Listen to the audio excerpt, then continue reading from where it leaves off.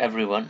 This is second class on Gulliver's Travels uh, for BA fourth semester English Honors, and today we will discuss the part 3 of Gulliver's Travels, which was written by Jonathan Swift. I am choosing part 3 of Gulliver's Travels because it is included in your syllabus. Part 1 and part 2 are not included in your syllabus. Okay, let's begin. Part 3, which is entitled as A Voyage to Laputa, Balnibarvi, Lugnag and Japan, is comprised of 11 chapters in total. Please pay attention to where I am marking because these are important from the examination point of view. The competitive exams like NET, SLAT, MPhil, PhD entrance exams, as well as the exams for MA entrance. Okay, so chapter 1 of part 3 starts like Gulliver stayed at home only for 10 days after returning from his second voyage. Uh, that is, after returning from Brobdingnag, he stayed at home only for 10 days and started a new voyage again. It is to East Indies.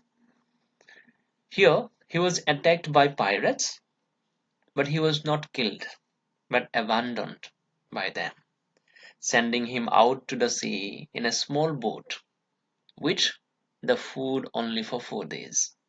Remember that. After that, in this chapter, we can see that he finds some islands and landed in one of them. Actually, this is a landmass. It cannot be considered as an island because it is very small. He sets up a camp there and then notices that the sun mysteriously disappeared for some time. He was shocked, and then he notices that the island is floating above him. That is, he was there in an island, a small island, and there was an island which was above him and it was floating. The people or the inhabitants of that island were crawling. He shouted for help. Then the people of that island lowered the island and then sent down a chain by which he was drawn up. It is a very mysterious kind of island. It can be moved from one place to another, and the people of that particular island uh, can move from place to place to observe what is happening around. Okay, the chapter 1 is all about these things. Chapter 2 starts like Gulliver is immediately surrounded by people. The people were quite odd. Uh, the heads are tilted to one side or another. One eye is turned inward and other is looking up. That is the description of the people of that island. You have to remember that. What kind of description is given about the people of the floating island then? Number one, the heads are tilted to one side or other. Number two, one eye turned inward and other looking up. Number three, clothes are adorned with images of celestial bodies or musical instruments. Celestial bodies and musical instruments are being embroidered on their clothes. Number four is the servants of the people carrying a flapper of stick with a pouch in it. We will come to know what is the use of this flapper. Flapper means a kind of stick. Okay, what is the use of it? We will come to know later. Let's see. Okay, you can see here. The job of the flapper, that is the device, is to hit someone mid-conversation in order to keep them focused. That is, if someone is speaking, there should be someone to listen. Yes or no? Yes. So, the people of that particular island are so busy in their thought process so busy in thinking that they are always absent-minded. Okay, they had to be tapped by the flapper to get back to the conversation. This is why this particular device is used by the servants to make them focused. Gulliver was conveyed to the king, who was sitting behind a table loaded with mathematical instruments. That is, the people of that island were fond of mathematics. Even the king was also fond of music. Sorry, mathematics. They waited for an hour. As the king was in deep thought, he was struck with the flapper. Then the king started to say something. That is, he was also a person with deep thinking. He was thinking of most probably mathematics. Then Gulliver's ear was also struck with the flapper as well. He could not understand, as the language were not same, because the people who were conversing with him were speaking in another language which is not similar to the language of Gulliver. This is why he could not understand anything. A teacher is then appointed to instruct Gulliver, uh, to teach the language. Then he learned several sentences. Then he discovers that the name of the island is Laputa. I have marked here. You just try to remember that. The name of the island is Laputa, and it means the floating island in their language.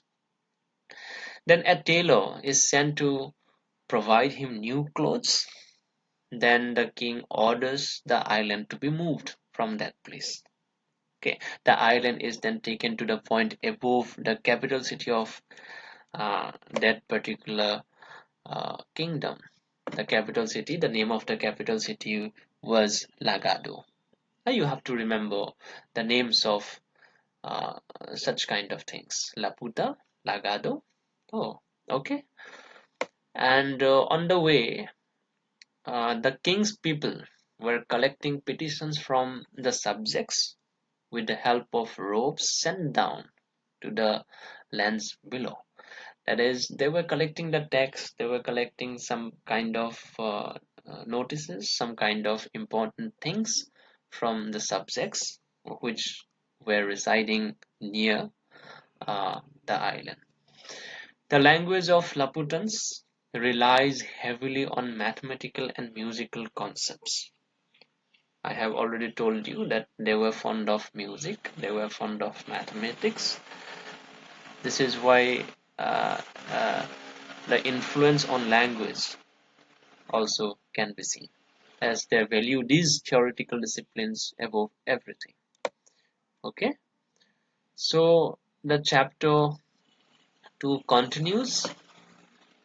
The people of that particular land or the island hated practical geometry, thinking that it is vulgar. This is why they hated the right angle as well. The hatred is so much deep that they uh, ignored the use of the right angle. Right angle means the 90-degree in their buildings. That is, the shapes and size of the buildings were odd also. They were very good with charts, figures, but weak in practical matters. They practiced astrology as well, focusing basically on changes in celestial bodies. Okay, the the importance of astrology they were focusing on can be seen in the chapter 3. So I think you have understood the chapter 2. You have to remember the important things happen in chapter 2. Let's move to chapter 3. Here you can see that the island is exactly circular. The shape of the island is circular, and uh, it is of 10,000 acres of land. At the center, there is a cave for astronomies, for astronomers containing all their instruments and lodestone 6 yards long. That is, this is the mystery behind the moving island. The lodestone is a stone which is 6 yards long. It moves the island with the magnetic forces. That is, the belief on science and technology can be seen in this part. When the king wants to punish the particular region, a particular region of the country, he can keep the island above it so that the land can be deprived from the rain and sunlight. The sunlight. You have to remember these things as well, because sometimes the examinations may ask you these questions. The king and his family reside in this floating island. The chapter 3 ends like this. So these are the important things in chapter 3. So let's summarize our class with analysis of chapter 1, 2 and 3. Um, Now see, this is a satire on abstract knowledge, whereas the first two voyages are satire of politics and ethics. Just try to remember. Abstract knowledge is that kind of knowledge which is not based on reality. It is based on imagination. Abstract itself is which is imaginary, which cannot be touched. Okay, the abstract knowledge here uh, is the science and technology. Here, the belief of the people of East Indies. Okay, so the science, the technology, the belief in music, all these things are included here. The swift attack on science, learning, and abstract thought is being shown here. It criticizes excessive rationalism, reliance on theory during the age of enlightenment. I think you know what enlightenment is, because the 18th century is also known as the age of enlightenment. I think I should not repeat it again. You will go through the history book and you will get everything there. So Laputa is more complex than Lilliput or Brobdingnag. We can see that because the strangeness is not based on size of the bodies, unlike Brobdingnag or Lilliput. In these earlier voyages, the power was exerted through bodily strength, not the mental power. Here, power is exercised not through physical, but through technology, but through mindset of the people, but through um, mm, the intellectual level. So these are the things that are discussed. And number 4, the floating island is an allegorical image that represents the distance between government and the people. That is, the king can do anything, but the subjects cannot. The king can approach, the king can be doing anything on the subjects, but the subjects have not the access to the king. The king has never been below, he is in the island above.